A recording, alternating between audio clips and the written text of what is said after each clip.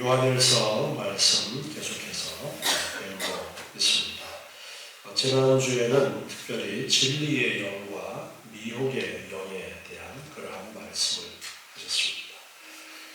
진리의 영과 미혹의 영이라고 하면 성령과 사단의 영, 이렇게 대비해서 우리가 생각할 수 있는데, 이 요한 1서에서는 특별히 사단에게 미혹된 사람들, 그리고 성령의 인도하심을 받는 사람들, 이렇게 대조하면서 미혹의 영, 진리의 영, 그렇게도 말씀을 하시면서 사단에게 미혹된 사람들이 하는 그러한 말들은 우리를 미혹하는 그러한 말들을 한다라고 그렇게 말씀했습니다. 그리고 진리의 영, 성령이 함께하는 사람들은 하나님의 말씀을 따라서 사도들이 전해주었던 그 복음의 진리, 그 핵심 가운데 그 말씀을 따라서 순종하는 삶을 살도록 이끌지만, 반대로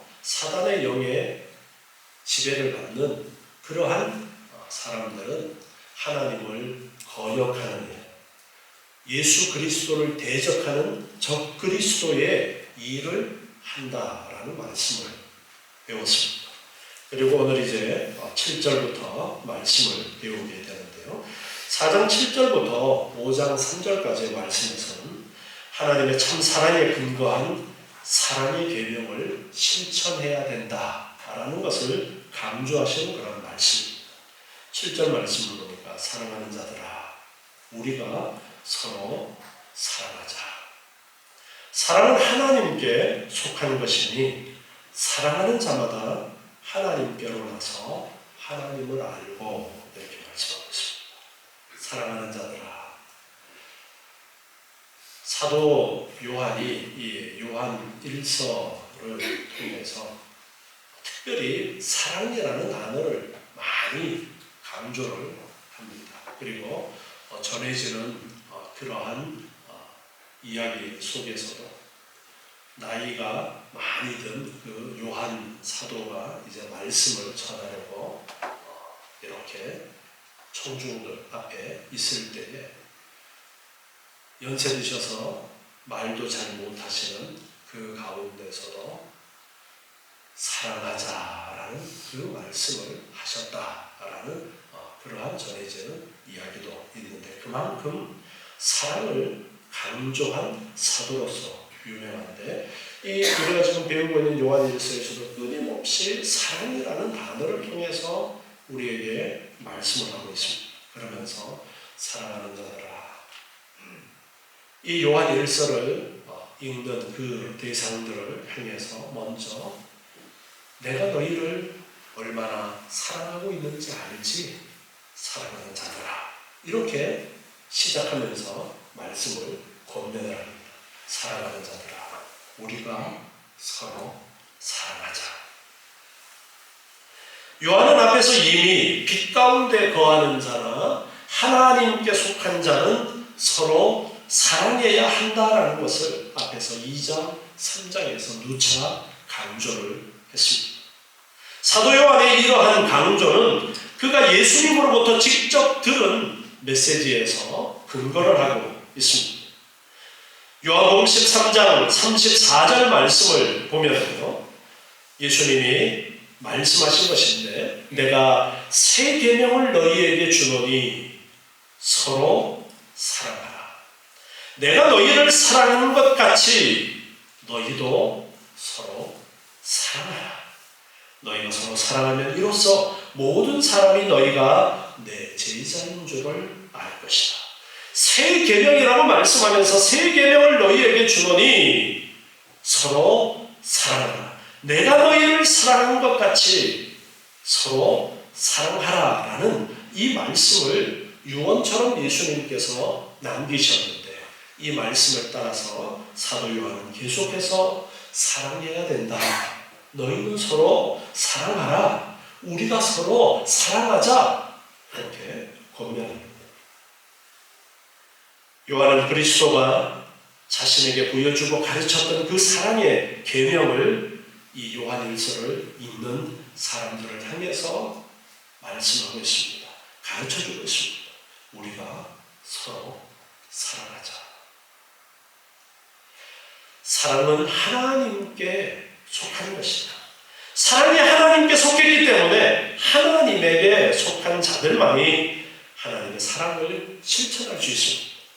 즉 하나님께 속한 참된 성도는 이웃에게 하나님의 사랑을 나타내는 자들입니다.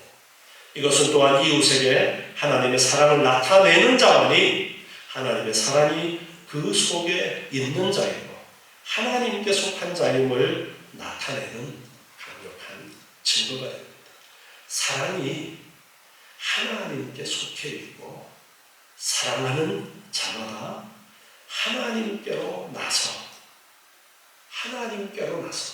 하나님께로 났기 때문에 사랑을 알고 사랑을 행하는 자라는 거예요. 그리고 그렇게 사랑을 행하는 자가 하나님을 알고 있는 것이다. 이렇게 말씀하고 있습니다.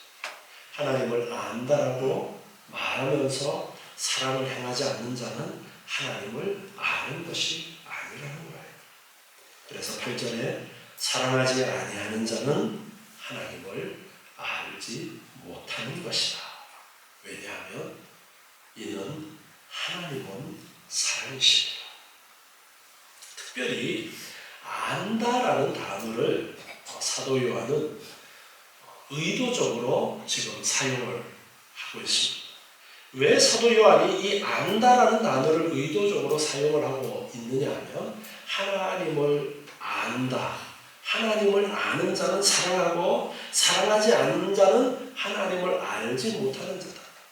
이것은 당시에 영지주의자들이 잘못된 사단의 영으로서 활동하는 그러한 일들이 많이 있었기 때문에 그들은 영지라는 영적인 지식만 있으면 된다라고 강조하는 그러한 사람들이었어요. 실천을 이야기하지 않고 영적인 어떤 지식만 있으면 구원을 얻는다라는 그러한 잘못된 가르침을 가르치고 있는 자들이었어요. 그래서 정말 너가 영적인 지식이 있다면, 너가 안다면 사랑을 실천하는 자리여야 되는데 너희들이 안다고 하는 그 지식이 잘못된 엉터리 안이기 때문에 너희에게 행함이 없다.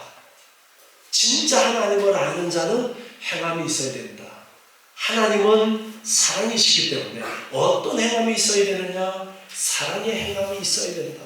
지금 그 말씀을 하는 것입니다.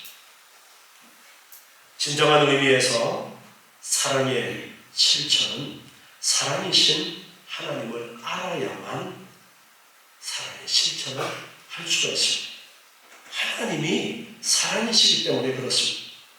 하나님이 사랑이시기 때문에 하나님을 제대로 알지 못하면 사랑할 수가 없는 거예요.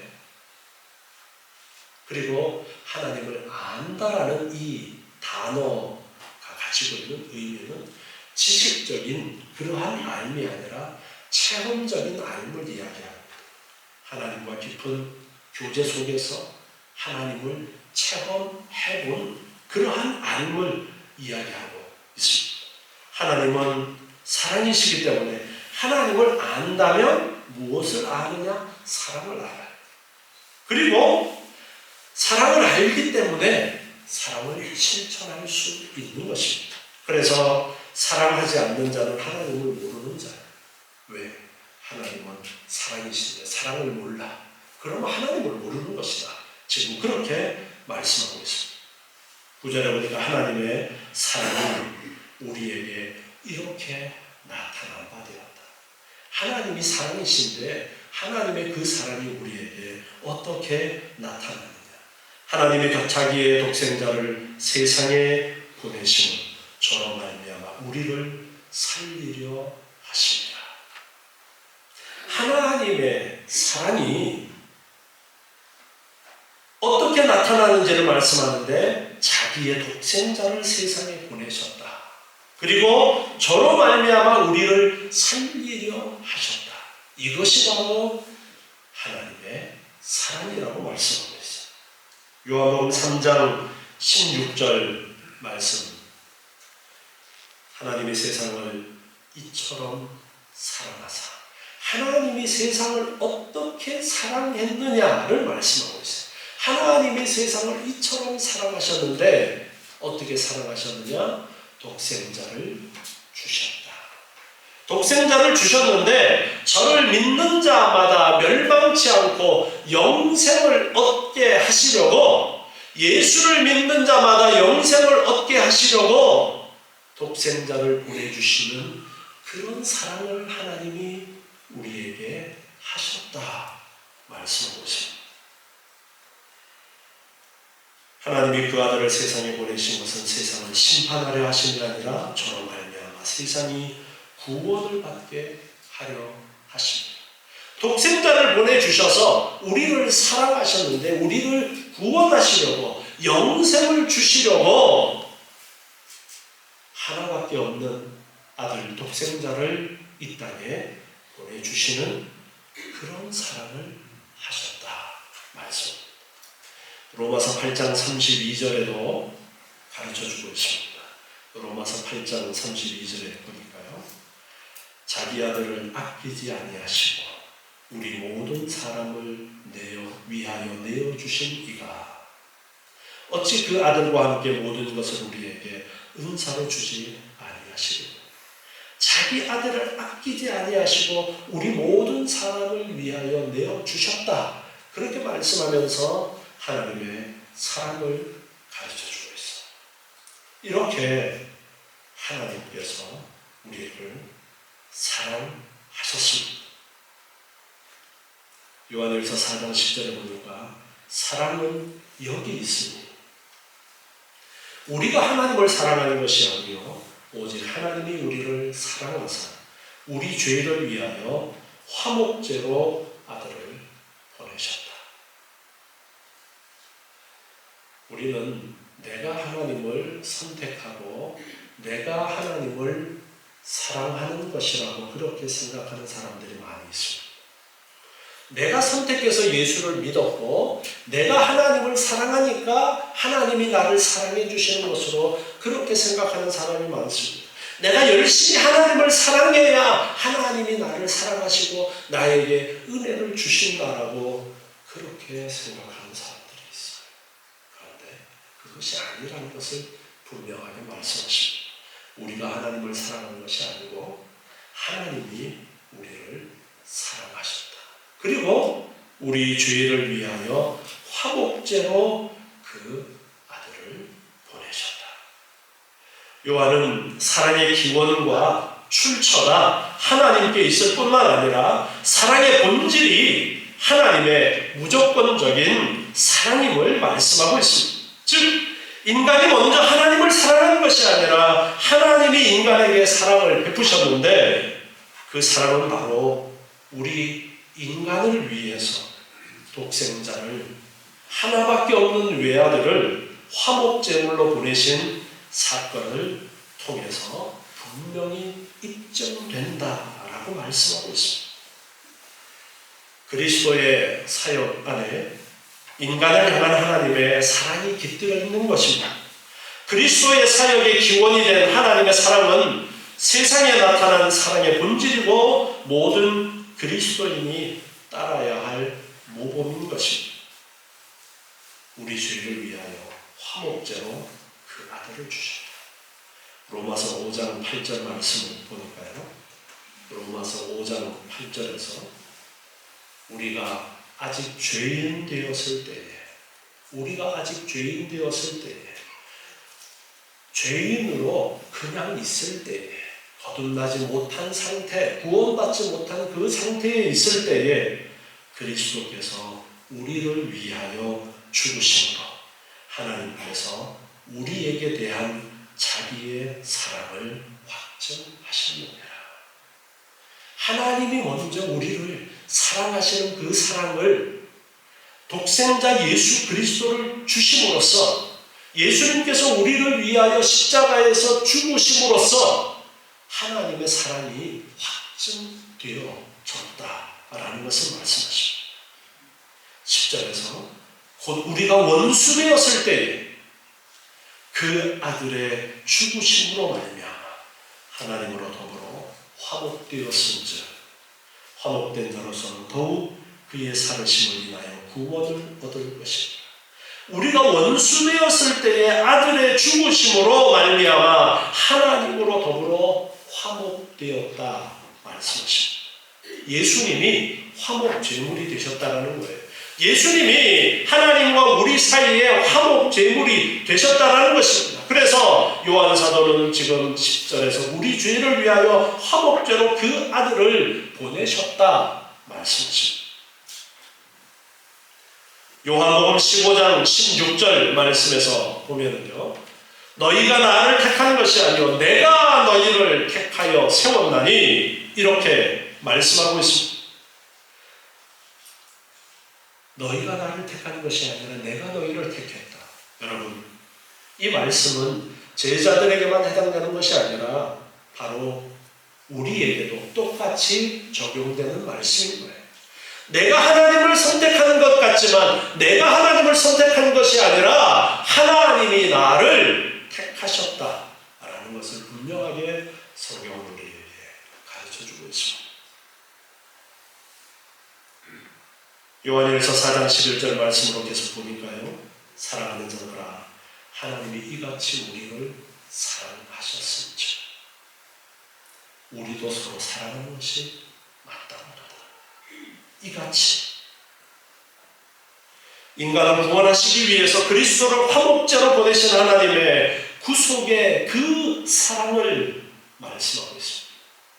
이것은 우리를 사랑하시되 자신의 가장 귀한 것을 아끼지 아니하시고 희생시키기까지 사랑하신 하나님의 무조건적인 사랑을 말씀하고 있습니다.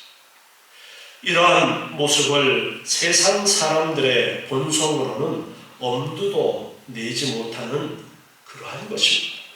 하나님은 연약하고 죄인이었고 불의하고 경건치 아니하고 심지어 하나님의 원수되었던 우리를 살리시기 위해서 자기의 가장 소중한 독생자를 내어 놓으셨습니다.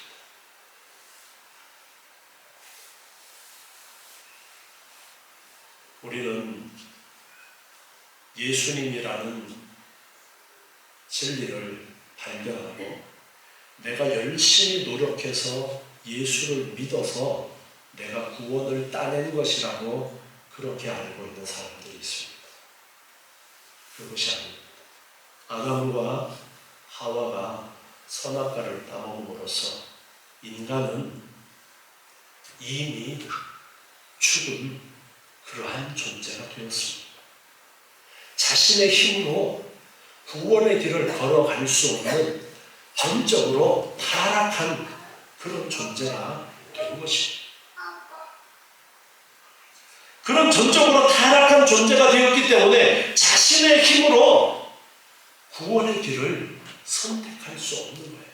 그런데 그러한 인간을 하나님이 사랑하셔서 하나님께서 친히 구원의 길을 여시고 예수 그리스도를 보내주셔서 구원의 길을 여시고 그리고 성령으로 택한 자들 안에 임하셔서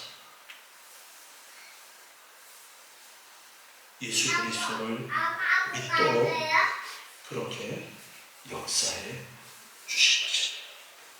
내가 선택해서 믿은 것이 아니라 하나님의 선택과 하나님의 은혜로 내가 예수를 믿게 된 것입니다. 그렇게 우리를 살리시기 위해서 독생자를 보내신 그 하나님의 사랑을 말씀하십니다. 이것이 바로 오늘 말씀에서 계속 강조되고 있는 그러한 본보기로서의 헌신적인 아가페의 사랑을 말씀하고 있습니다. 하나님은 우리를 위해서 독생자를 주셨다. 그냥 쉽게 흘려버릴 수 있는 그러한 말인 것 같은데 여러분 가만히 한번 생각해 보세요. 우리가 피조물이에요. 하나님이 만든 그런 존재예요, 사람은. 그런데 이 존재들이 하나님의 말씀을 거역하고 타락해서 하나님을 떠났는데, 이 존재들을 위해서 하나님께서는 가장 가치 있게 생각하시는, 가장 아끼시는 하나밖에 없는 외아들을, 우리를 살리시려고 인간이 되도록 이 땅에 보내주셨다. 여러분, 그 사랑을 가늠하기가 쉽지 않으실 겁니다. 너무나 큰 사랑이기 때문에 가늠이 잘 안 되어질 거예요. 여러분, 지구가 돌아가는 소리 여러분 들리세요? 안 들리죠? 네, 그 소리 들으면 아무도 살지 못할 거예요. 그런데 지구가 돌아가는 소리가 어마무시하게 큰 소리가 납니다. 그런데 우리가 그것을 가늠을 못해요. 하나님이 독생자 예수님을 이 땅에 보내주셨다는 것, 우리 인간의 눈높이에서 한번 생각을 해보면, 내가 만든 어떤 물건을 위해서 하나밖에 없는 외아들을 희생시킬 수 있을까? 여러분 한번 생각해 보세요. 말도 안 되는 소리죠. 그런데 그런 말도 안 되는 이 일을 하나님이 우리를 위해서 하신 거예요. 그게 하나님의 사랑, 독생자를 보내주신 하나님의 사랑인 것입니다. 가장 가치 있는, 하나님께서 보실 때에 가장 가치 있는 사랑하시는 존재인 독생자를 우리를 살리려고 보내주셨습니다. 예수님께서는 그 아버지의 뜻에 동의하시고 그리고 순종하심으로써 이 땅에 사람으로 오시게 된 것입니다. 왜요? 왜 하나님 아버지께서 예수 그리스도를 보내주시려고 사랑을 행하셨고, 왜 예수님께서는 그 아버지의 뜻을 알고 동의하시고 순종하셨습니까? 그것은 우리가 그 아버지 하나님의 사랑을 알라고, 아버지의 사랑이 얼마나 큰지를 알라고, 그리고 하나님을 사랑하라고, 그리고 형제를 사랑하라고, 서로 사랑하라. 내가 새 계명을 너희에게 주는데 서로 사랑하라. 하나님이 사랑이신데 그 하나님이 사랑이심을 알고 너희도 사랑이 되어라. 내가 독생자를 아끼지 아니하고 너희들을 위하여 주신 그런 아가페의 희생적인 사랑을 너희에게 주었는데, 너희들도 그런 사랑을 행하는 사람들로 나타내어라. 그래서 독생자 예수 그리스도를 이 땅에 보내주신 것입니다. 그래서 우리도 서로 사랑하는 것이 마땅하다. 사도 요한은 저는 그렇게 말씀하고 있습니다. 마태복음 18장 21절부터 말씀을 한번 보겠습니다. 마태복음 18장 21절입니다. 그때에 베드로가 나와 가로되 주여, 형제가 내게 죄를 범하면 몇 번이나 용서하여 주리이까? 7번까지 하오리이까? 베드로가 예수님에게 묻습니다. 내가 7번씩이나 나한테 죄를 범한 사람을 용서해주면 되겠습니까? 베드로는 상당히 너그러운 마음으로 7번이라는 숫자를 이야기했는데, 예수님이 말씀하십니다. 내게 이르노니 7번뿐 아니라 70번씩 7번이라도 할지니라. 70번씩 7번이라도. 그럼 몇 번이에요? 490번. 산수 잘하신다. 490번 많이 490번이라도 무한정을 말씀하고 있죠. 용서를 빌면 용서해 주라는 겁니다. 이어서 말씀하십니다. 이러므로 천국은 그 종들과 회개하려 하던 어떤 임금과 같으니 회개할 때에 1만 달란트 빚진 자 하나를 데려오되 갚을 것이 없는지라 주인이 명하여 그 몸과 처와 자식들과 모든 소유를 다 팔아 갚게 하여라. 그렇게 명령을 내렸습니다. 1만 달란트가 얼마냐 하면 1달란트가 금 34kg이에요. 그러니까 1달란트가 지금의 가치로 대충 환산하면 29억.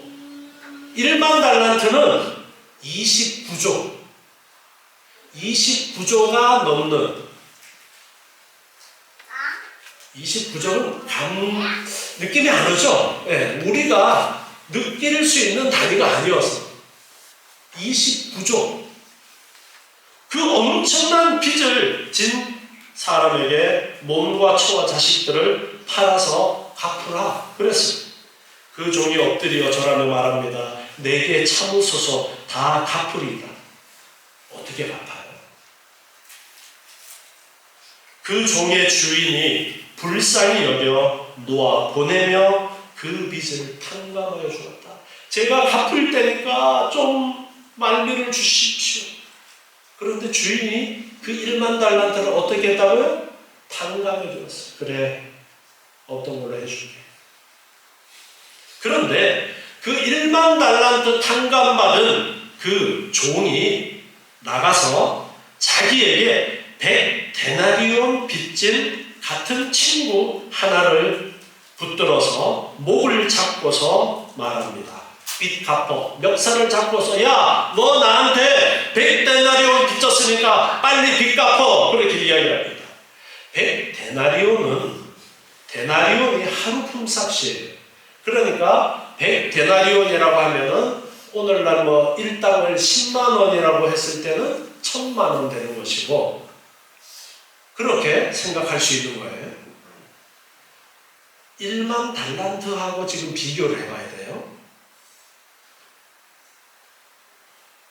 그 친구가 엎드려서 간구합니다. 29절에 보니까 나를 참아주소서 갚으리다. 내가 갚을 때니까 좀 참아달라. 그런데 허락하지 않고 이에 가서 저가 빚을 갚도록 그 친구를 옥에 가두었습니다.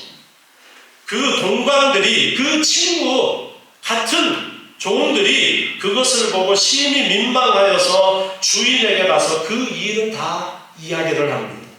이에 주인이 1만 달란트 탕감받은 그 사람을 불러다가 말합니다. 악한 종아, 내가 빌기에 내가 내 빚을 전부 탕감하여 주었거늘 내가 너를 불쌍히 여김과 같이 너도 내 동관을 불쌍히 여김이 마땅치 아니하냐?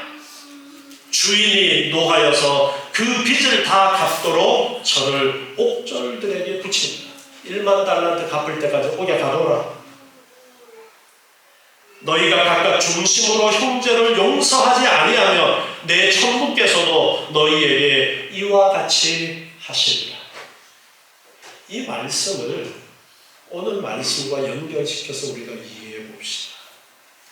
우리가 하나님으로부터 받은 사랑의 가치가 얼마짜리라고 비교해서 이야기를 할 수 있느냐 하면 1만 달란트라는 거예요. 29조. 그러면서 우리에게 뭐라고 말씀하시는 거예요? 너희도 서로 사랑하라. 너희도 서로 사랑하라. 혜인이도 사랑해? 혜인이도 사랑해? 서로 사랑하라. 어떻게 사랑하라고요? 예수님이 우리를 사랑하는 것 같이 하나님이 그 그 독생자 가장 가치 있게 여기고 가장 아끼고 사랑하는 예수님을 우리에게 주신 것처럼 서로 사랑해라. 솔직히 저도 이 말씀을 준비하면서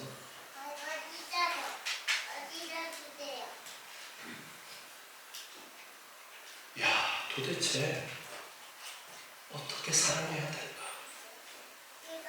도대체 우리가 서로 사랑하는 것이 어떻게 사랑해야 될까라는 그런 고민을 아니할 수 없었어요. 하나님이 가장 가치 있게 여기는 것을 우리를 위하여 주셨는데 그 사랑을 우리가 받았는데 우리가 어떻게 사랑해야 될까? 1만 달란트 탕감받은 종처럼 우리는 어마어마한 사랑을 받았는데 우리가 서로를 사랑함에 있어서 100데나리온이라는 가치에 그것에만 몰두해서 하나님의 사랑의 가치를 잊어버리는 그런 일들이 너무 많지 않은가.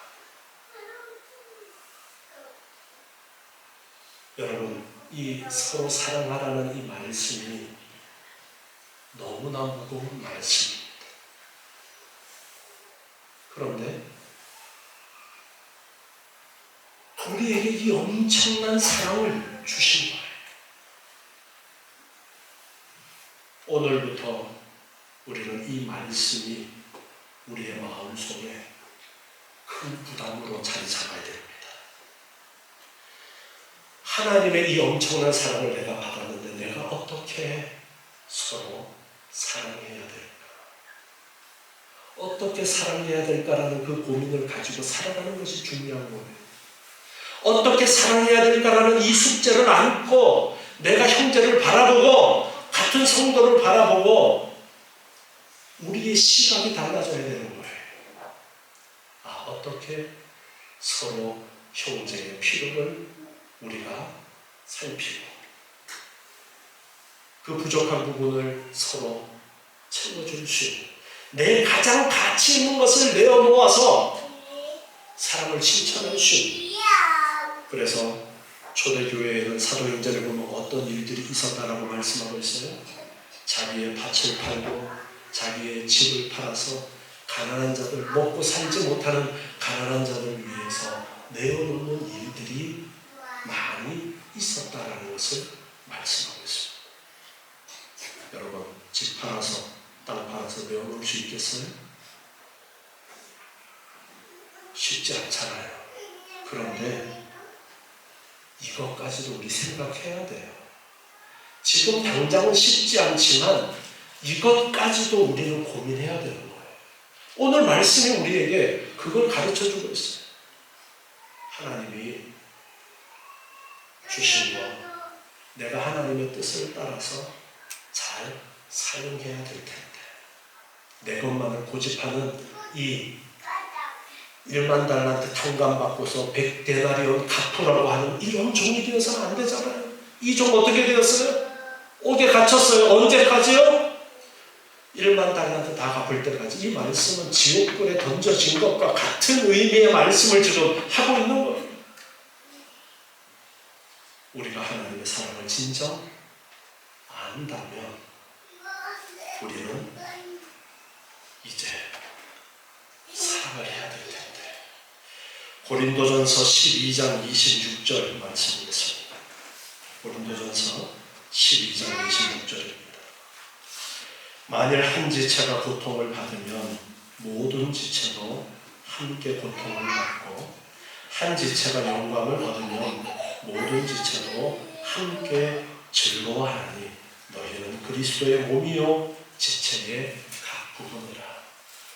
하나님께서 교회를 세우셨습니다. 교회는 하늘나라에 있는 성도들과 이 땅에 있는 성도들 그리고 앞으로 태어날 성도들까지 모두 합해서 하나의 교회를 말씀하는 것이고요.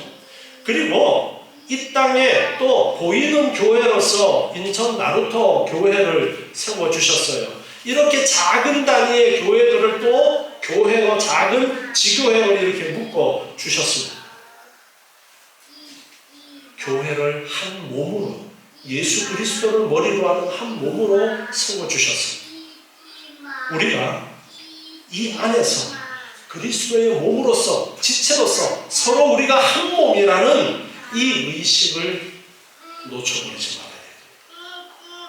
내 것을 가지고 나 하나만을 위하여 쓰는 것이 아니라 내 것을 가지고 나를 위해서 내 몸을 위해서 쓰는데 내 몸이 바로 예수 그리스도의 몸된 교회여야 된다는 것을 우리가 알아요. 그래서 내 식구, 내 자식만이 아니라 우리 성도들이 다 한 가족이고 한 형제 자매라는 이 의식이 우리에게 있어야 됩니다. 그래서 함께 사랑하면서 서로 나누고 기쁨도 나누고 슬픔도 나누면서 그렇게 한 몸으로 살아가야 된다는 것을 말씀하고 있습니다. 요한일서 4장 12절 말씀을 보니까요. 어느 때나 하나님을 본 사람이 없지만 만일 우리가 서로 사랑하면 하나님이 우리 안에 거하시고 그의 사랑이 우리 안에서 온전히 이루느니라. 어느 때나 하나님을 본 사람이 없다. 모세도 출애굽기 33장 20절부터 말씀을 보면 모세도 하나님의 얼굴을 보지 못했다라는 것을 말씀합니다. 출애굽기 33장 20절에 보니까 내가 내 얼굴을 보지 못하리니 나를 보고 살 자가 없음이니라. 23절에 보니까 손을 거두리니 내가 내 등을 볼 것이요 얼굴은 보지 못하리라. 이렇게 말씀하셨어요. 그런데 우리가 서로 사랑하면 하나님이 우리 안에 거하시는 것이고 그의 사랑이 우리 안에 온전히 이룬다. 이렇게 말씀하고 있어요. 이것은 하나님은 사랑이시다라고 앞에서 말씀하셨어요.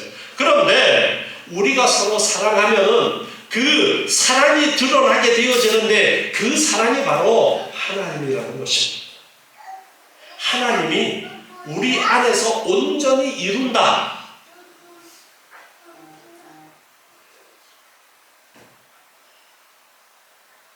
용의 그림을 그리고 마지막 눈에다가 눈깔 딱 찍는 거를 뭐라 그래요?